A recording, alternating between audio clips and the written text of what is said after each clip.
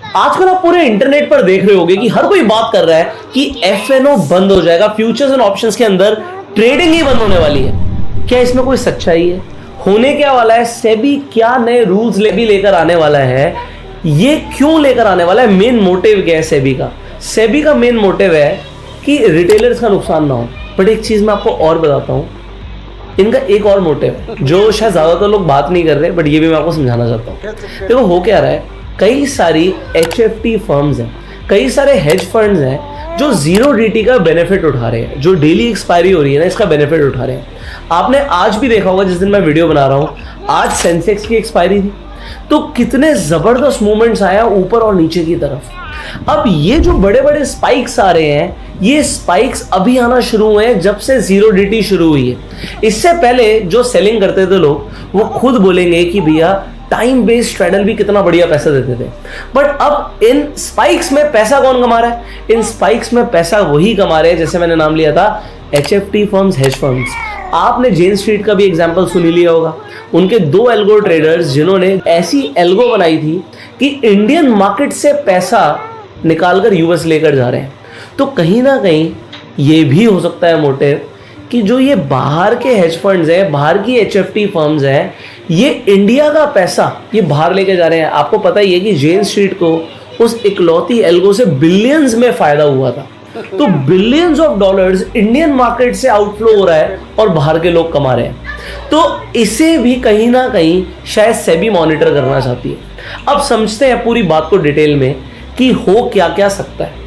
अब रिटेल को अगर बचाना है तो क्या कर सकती है, यहां पर सेबी एक एक पॉइंट को समझते हैं। पॉइंट नंबर 1, आज आप ऑप्शन बाय करते हो। पहली बात तो बायर के लिए क्या प्रॉब्लम हो सकती है? बायर के लिए प्रॉब्लम ये हो सकती है, आज आप निफ्टी में ट्रेड करते हो, निफ्टी का लॉट साइज है 25 का और बैंक निफ्टी का लॉट साइज है 15 का। ये कैसे डिसाइड होता है? ये ऐसे डिसाइड होता है कि एक लॉट की वैल्यू जो होनी चाहिए वो 5 लाख रुपए से ऊपर होनी चाहिए। तो अगर आप इस वक्त, जिस वक्त आज हम खड़े हैं, आज आप निफ्टी को देखते हो भाई 24,500 के आसपास है, आप एक रफ आइडिया पकड़ लो 25,000 का भाव, और 25,000 को आप 25 से मल्टीप्लाई कर दो तो आपके सामने एक वैल्यू आ जाएगी। उस कॉन्ट्रैक्ट की वैल्यू, रियल वैल्यू क्या है? उस कॉन्ट्रैक्ट की रियल वैल्यू है 6,25,000, जो कि 5 लाख से ऊपर है। इसलिए निफ्टी का जो लॉट साइज है वो 25 का जस्टिफाइड है। तो बैंक निफ्टी का 15 का जस्टिफाइड कैसे है? अगर आप बैंक निफ्टी को पकड़ते हो, अभी बैंक निफ्टी को चलो कम कर लेते हैं, एग्जांपल ले लेते हैं 50,000 का बैंक निफ्टी, तो 50,000 रुपए का अगर बैंक निफ्टी है, आप उसे इंटू 15 करते हो तो ये वैल्यू भी क्या आ रही है? ये वैल्यू भी भाई आपकी 5 लाख से तो कहीं ज्यादा आ रही है, क्योंकि इंटू 10 पे ही 5 लाख आ रहा है। तो ये वैल्यू 7.5 लाख की आ रही है। अब 7.5 लाख 5 लाख से ज्यादा होता है तो आप 15 पे ही रख सकते हो बैंक निफ्टी को। तो सेबी क्या कह रहा है कि भैया ये जो 5 लाख की मैंने वैल्यू की बात करी थी ना, ये 5 लाख नहीं रखेंगे, जो एक्चुअल कॉन्ट्रैक्ट की वैल्यू होनी चाहिए वो 20 से 25 लाख कर दो। अगर 20 से 25 लाख कर दोगे तो क्या होगा आप समझो। अभी मैंने आपको समझाया कि लॉट साइज किस तरीके से निकल रहा है। अगर ये कॉन्ट्रैक्ट वैल्यू को 4 गुना करना पड़ेगा तो लॉट का जो साइज है वो भी 4 गुना हो जाएगा। 4 गुना का मतलब क्या है? हो सकता है बैंक निफ्टी का जो लॉट का साइज है वो आपको 15 की जगह 50 का दिखे। बैंक निफ्टी की हम वैल्यू पकड़ रहे थे 6,25,000 की, तो अगर आप उसे 4 गुना कर रहे हो तो 25 का जो लॉट साइज है वो बढ़कर 100 का हो सकता है। अब इससे बायर को दिक्कत क्या होगी? रिटेलर कैसे बचेगा? आज आप क्या करते हो, आपको बैंक निफ्टी का एक ही 2 लॉट खरीदना, 15 का ही तो है।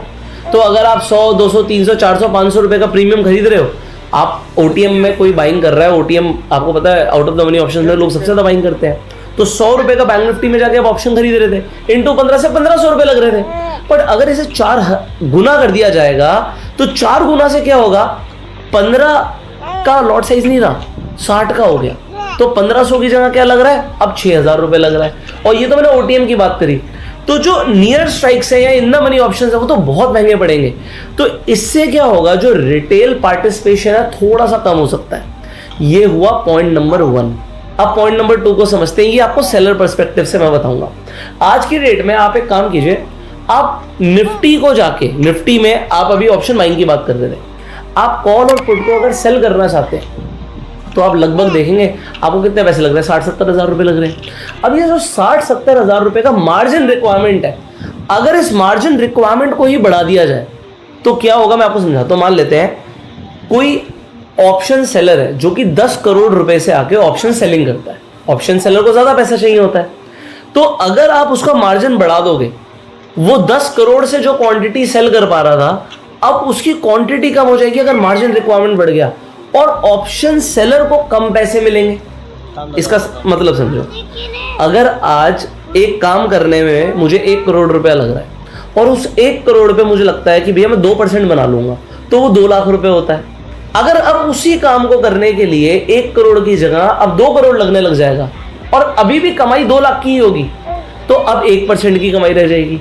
तो आपने सेलर की कमाई को कम कर दिया, तो सेलर कम इंटरेस्टेड होगा मार्केट में आके अपनी पोजीशन बनाने के लिए। और अगर सेलर कम होगा तो मार्केट में क्या होता है, सेलर और बायर होते हैं, तो ये ट्रांजैक्शंस ही तो हो रही हैं।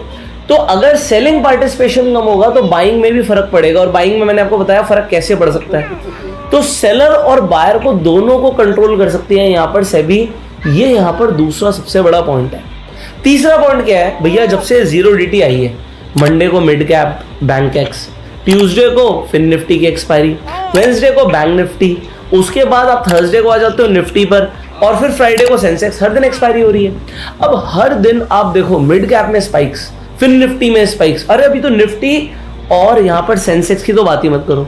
तो ये स्पाइक्स में क्या हो रहा है, लोगों के बहुत स्टॉप लॉस हो रहे हैं। जो एक्चुअल में पहले टेक्निकल्स बढ़िया काम कर रहे थे, प्राइस एक्शंस बढ़िया काम कर रहे थे, आज की डेट में लोगों के बहुत नुकसान हो रहे हैं। आप लोग इंटरनेट पर देख सकते हो, खासकर ट्विटर पर, कि इन स्पाइक्स के चक्कर में लोगों के पूरे कैपिटल भी उड़ रहे हैं। और सेंसेक्स में तो आज की दिन की बात करें तो BSE हैंग हो गया था।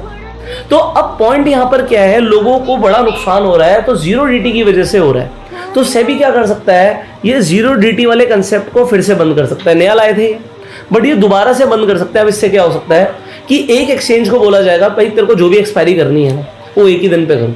जैसे पहले थर्सडे को एक्सपायरी होती थी निफ्टी की भी, बैंक निफ्टी की, कुछ और एक्सपायरी थी नहीं NSE की। तो इससे क्या होता था कि जो होना है वो एक्सपायरी वाले दिन होना है, हर रोज इतनी प्रॉब्लम नहीं आनी है। और इसी तरीके से अब BSE को बोला जाएगा बैंक एक्स सेंसेक्स एक ही दिन कर लो। तो ये हो सकता है 0DTs को हटा के वीकली एक एक्सपायरी कर दें।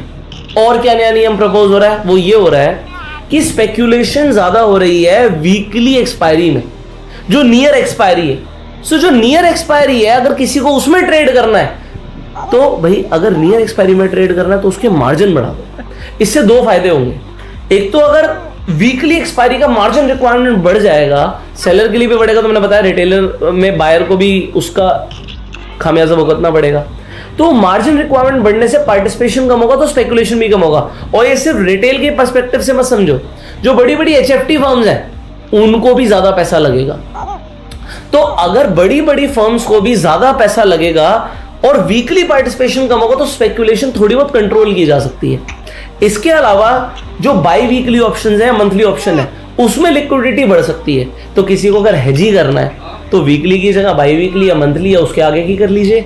एक्सपायरी तो आपके पास बहुत सारी है। तो ये कुछ नए प्रपोजल्स हैं सेबी के। इंपैक्ट तो डेफिनेटली पड़ेगा, बट जैसे मैंने बोला बंद कुछ नहीं होने वाला। सो एक चीज यहां पर आपने सुनी है कि मार्केट में पता है सबसे बड़ा रिस्क क्या है। ये जो ब्रोकिंग हाउसेज हैं उनके फाउंडर्स भी बोलते हैं कि मार्केट में सबसे बड़ा रिस्क है रेगुलेटरी रिस्क। तो सेबी एक रेगुलेटर है, वो कुछ भी कर सकते हैं, इसमें कोई डाउट नहीं। बट FNO बंद हो जाएगा ऐसा नहीं होगा। हाँ, नए रूल्स आ रहे हैं, जैसे कि अभी 30% की बात हो रही थी, 30% का टैक्स लगेगा, स्पेक्यूलेटिव इनकम में डालेंगे FNO को। हाँ जी, हो सकता है, बिल्कुल हो सकता है। बट ऐसा बोला जाएगा कि गेमिंग है, लॉटरी है, ऐसा नहीं है।